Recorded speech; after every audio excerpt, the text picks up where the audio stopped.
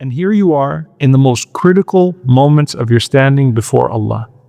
And Allah subhanahu wa ta'ala unveils 99 scrolls of your sins, each one of them to the end of your vision. Now, by the way, this is the believer, not the hypocrite, okay? Every single one of us has some scroll of sin, and it's right in front of you, and Allah subhanahu wa ta'ala simply puts it out in front of you. And the Messenger of Allah sallallahu alayhi wa sallam said, مَا مِنْكُم مِّنْ أَحَدٍ إِلَّا سَيُكَلِّمُهُ رَبُّهُ لَيْسَ بَيْنَهُ وَبَيْنَهُ تَرْجُمَانٌ. There is not a single person amongst you except that his Lord is going to speak to him directly without any intermediary or any translator. And so as you're standing there and Allah is addressing you and you've got those scrolls in front of you, the Prophet ﷺ says, فَيَنْظُرُ عَنْ أَيْمَنَ مِنْهُ فَلَا يَرَى إِلَّا شَيْءٍ قَدَّمَهُ. So he looks to his right to see if there's anyone or anything that's going to come to his aid.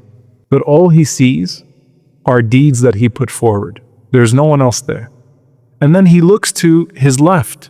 فَلَا يَرَى إِلَّا شَيْءٍ قَدَّمَهُ. And the only thing he sees on his left are deeds that he set forth. And then the Prophet ﷺ said, then he looks ahead and he sees the fire facing him. Now for the hypocrite who knows that this is not going to end well, that his book is about to come to his left hand, and he's effectively doomed. What does he do? He puts his left hand behind his back. And that's why Allah subhanahu wa ta'ala says that he receives his book bishimalihi, in his left hand. In one place in the Quran, Allah says bishimalihi, and in another place, Allah subhanahu wa ta'ala says min wara'a dhahri, behind his back.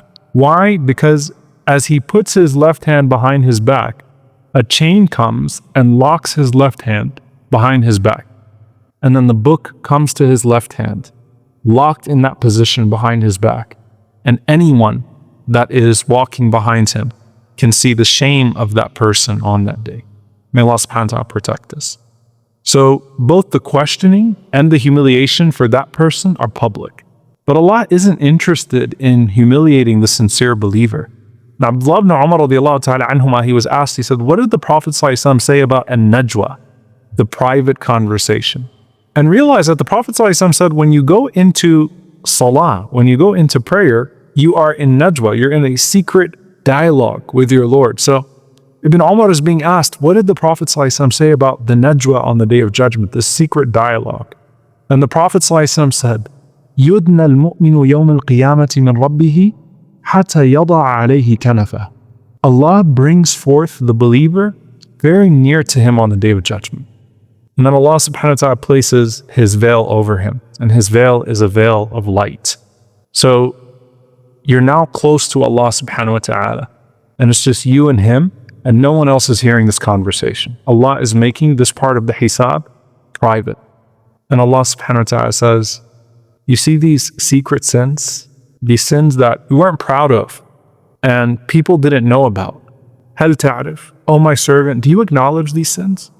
And the believer will say, Ay Rabbi a'rif, my Lord, I acknowledge them. I'm not trying to run away. I'm not trying to deny anything. I'm not trying to say, I don't accept any witnesses. I'm not going to praise myself. Ya Rabb, I failed in this regard. I messed up.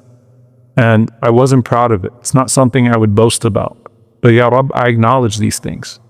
So Allah subhanahu wa ta'ala then says to his servant, فَإِنِّي قَدْ سَتَرْتُهَا عَلَيْكَ فِي الدُّنْيَا وَإِنِّي أَغْفِرُهَا لَكَ الْيَوْمَ. I concealed those sins for you in this world. And today, I'm going to forgive you for them. They're all gone. And the Prophet ﷺ said, he's given his record of good deeds, and the sins have been obliterated. In one narration, the Prophet ﷺ said, in the place of every sayyi'ah, in the place of every sin that you sought forgiveness for, there is now a hasana, there is now a good deed. To the point that the servant says, Ya Rabb, my Lord, there are things that I don't see here, sins that I committed, that I don't see here. And the Prophet ﷺ smiled so broadly as he was narrating this conversation to us, that his back teeth could be seen, sallallahu alaihi wasallam, at the mercy of his Lord. And this is what the scholars say is the tafsir of when Allah Azza wa Jal mentions that the believer receives his book in his right hand, and then he goes back to the gathering and he says, Ha umuqra'u kitabiya. Everyone come read my book. Because that book doesn't have those sins anymore. Everyone come read my book. Inni dhanantu anni mulaqin hisabiya. I knew that this day was coming. I knew that I was going to be held accountable, and I prepared myself for this day. And he's going through the gathering. Look at this good deed. Look at that good deed. You know, no one is being humble on that day when they receive their book in their right hand. You're not trying to hide it away and say, you know, alhamdulillah, things are okay. No, you're going around and saying, here it is. Here's the salah. Here's the sadaqah. Here are the places that I went to of good when I was called to go to places of evil. Here are the words that I said. Here's the backbiting I refused to partake in, but instead contested when I heard it.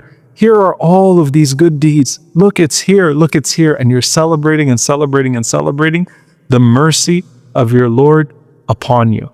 And subhanAllah, as you are going around with that book and you are running around to the various people and showing off your good deeds from that moment that you just had with Allah subhanahu wa ta'ala.